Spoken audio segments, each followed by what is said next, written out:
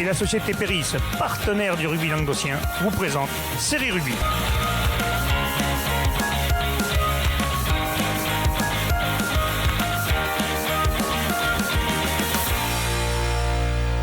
Bonjour mesdames, messieurs, bienvenue à Série Rugby, votre émission sur le rugby amateur de la régionale à la fédérale. Avec mes chroniqueurs, salut Bruno. Salut. Fatigat. Oh, la fin d'année, c'est bon. C'est le retour de Bruno. I'll be back, comme disait Schwarzy. Comme il n'y a pas beaucoup de matchs, j'ai dit je vais revenir tranquille. Malade, quand tu sais que tu vas finir tôt, t'es là. Salut Bubu. Salut Alain. Ça va Giroufard? Impeccable. Toujours pas de nouvelles de l'hashtag Non, c'est vrai. Ils n'ont pas fait de hashtag Giroud? Je vais chez le coiffeur. Bon, on va parler des matchs qui ont lieu ce week-end, il n'y en a pas eu beaucoup et on va commencer tout de suite par la régionale 2. Voilà, comme ça on fait plaisir aux réalisateurs, j'ai bien dit qu'il y avait la régionale 2.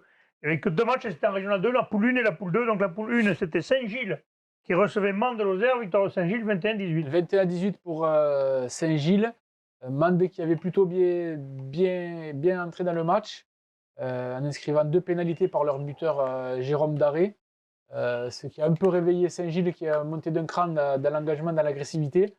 Ils marquent un essai en cocotte, les Saint-Gillois, par leur numéro 9, qui a été très bon dimanche dernier, donc Bastien Atto, qui a réussi à mettre en danger assez souvent les Mandois autour des rucks. Mende répond à nouveau par 2 nouvelles pénalités et mène 12-7 à la pause. Malgré une première mi-temps assez terne, ils ont fait tomber beaucoup de ballons, ils n'ont pas réussi à mettre leur jeu en place.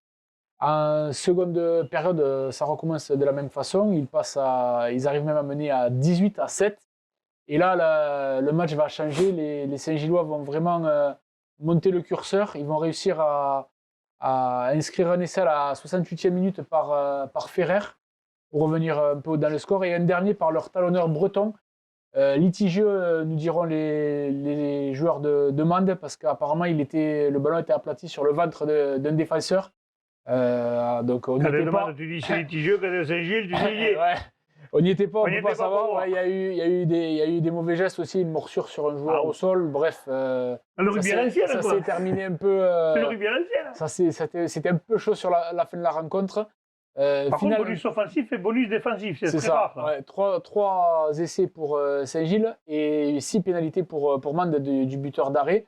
L'arbitre donc il va valider cet essai litigieux, qui va mettre un jaune donc au fautif de la morsure et un jaune à un défenseur de Mende qui essayait de décrocher l'agresseur, on va dire.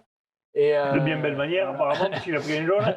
Et apparemment, après le match, les Mandois ont eu quelques cartouches pour arriver jusqu'à 10 mètres de la ligne de Saint-Gilles. Et finalement, il n'y a pas eu tant d'arrêt de jeu que ça. L'arbitre a sifflé la fin assez rapidement. Donc, du coup, il a eu peur que ça dégénère. Du coup, voilà, ça s'est terminé comme ça. 21-18. Bonus offensif pour Saint-Gilles. Bonus défensif pour Mende.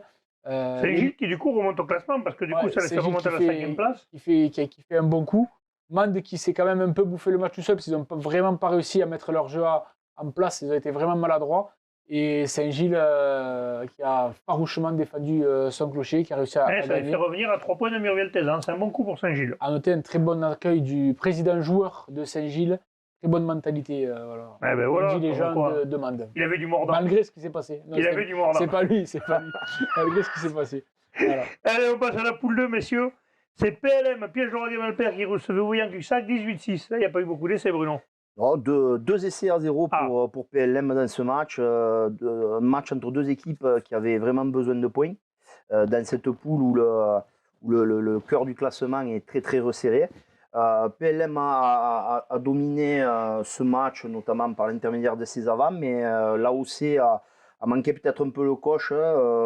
Une fois n'est pas coutume, les buteurs n'ont pas trop enquis en première mi-temps, n'ont pas trop sanctionné. Et PLM a réussi par Paul Fabre à marquer un essai. Ils ont donc viré en tête 7-6 à la mi-temps. Le match va être très serré jusqu'à l'heure de jeu à peu près, où le match s'est un petit peu coloré, on va dire, suite à un plaquage illicite d'un joueur d'Ouillan-Cuxac.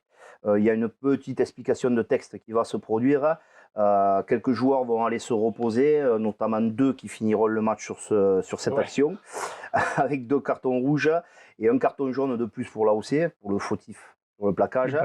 Et à ce moment-là, il y a 13-6 pour PLM. Et Ils marqueront un essai en fin de match par le troisième ligne à Lens pour mener 18-6. Ils n'arriveront pas à attraper le bonus offensif. Le score aurait été alors beaucoup trop lourd pour l'AOC qui a vraiment fait un match vaillant, intéressant. Victoire logique, somme toute, de PLM qui se replace. Ouais, c'est vrai que là, c'est. Troisième ex-aequo avec beaucoup d'équipes. Voilà. Derrière Mias et Corbière qui ont quand même 15 points d'avance, il y a 3 équipes au même nombre de points. L'entente de la tête à l'Aric et PLM à 23. Cabardès et Olonza qui sont en embuscade juste derrière, 21 et 20. Ça va être serré jusqu'au bout. Ouais, oui, avec ça, ça marque un peu le pas pour le coup. Là. Oui. Bon, après là. Ils ont eu plus de déplacements sur la première phase. Ils vont recevoir un peu plus en seconde. PLM. Mais il va falloir, notamment PLM, puisque c'était le dernier match aller, mais il va falloir pour eux assez vite scorer. Il n'y a que 7 points par rapport à la qualif. C'est pas non plus, on est à la mi-saison, il n'y a rien de catastrophique. Il y a vraiment 6 équipes pour 2 places. Ça promet une belle empoignade jusqu'à la fin. Mias et Corbière, comme tu as dit, Bubu, ont largement breaké. En tout cas, ils ont pris les points qu'il fallait. Deux très belles équipes. Et ça va être difficile, pour ne pas dire plus, d'aller les chercher. Ouais. Ils se joueront, je pense, la première place, mais tout le reste, après, il y a 6 équipes qui peuvent prétendre. Il y a presque 8 équipes, après, pas 8 équipes. Alors, l'Union catalane se refait la cerise. C'est pour ça. Après un début très compliqué, avec des problèmes d'effectifs. Il y a 7 équipes, donc. Ils ont vachement rajeuni, mais depuis, ils ont gagné les 2 derniers matchs à domicile, ils s'accrochent un peu partout. Attention, équipe ils peuvent jouer les arbitres avec les autres. Peut jouer les arbitres, ouais. Ou peut-être.